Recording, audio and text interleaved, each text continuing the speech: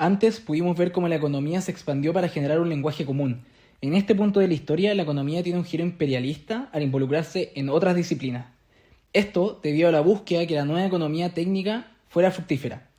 Por ello, era absolutamente necesario hacer aplicable para resolver problemas del mundo real, logrando entender que esta economía es una ciencia de políticas aplicadas. Por ejemplo, aquí fue cuando comenzamos a ver que los economistas empezaron a escalar en los gobiernos, volviéndose los principales consejeros y expertos entre esta tensión entre la política y el tecnicismo que otras ciencias sociales no lograron. Hasta los vimos estudiando a la familia. Luego, a pesar de que la teoría económica clásica había dominado durante las primeras décadas del periodo posguerra, las últimas 2 décadas del siglo XX dieron paso a estudios que utilizaban poca o ninguna teoría. Se evaluaban en otras variables que no eran solo matemáticas, como por ejemplo evaluaciones políticas que son cuasi experimentos, volviéndolo una ciencia cuasi experimental, teniendo personajes importantes como George Stigler, quien durante los años 1940 cuestionó las teorías del mercado eficiente y su falta de funcionamiento en algunas situaciones cuando estamos en presencia de monopolios u oligopolios.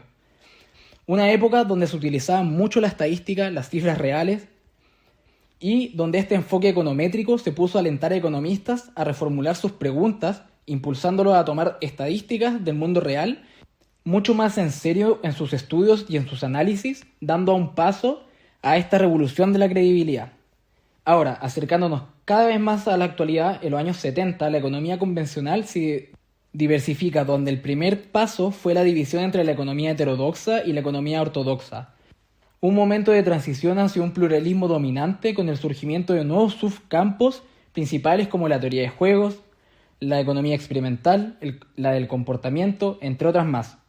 La discusión del pluralismo viene de ahí, porque no deberían estudiarse estos mismos temas con otros instrumentos, sino que la economía se tiene que estudiar realmente de otra forma.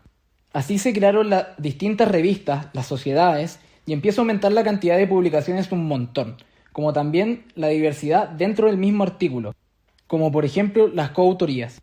El nuevo pluralismo dominante incluye formas de experiencia en políticas por parte de los economistas, que no se basan inmediatamente en el supuesto de carácter científico de su investigación, dando una nueva perspectiva que implica refundir la dicotomía tradicional positiva normativa de la economía, donde los nuevos roles de los economistas ya no solo describen cómo se comportan los individuos ni cómo se implementan las políticas, sino que ahora realmente se involucran hasta en el más mínimo detalle de ellas.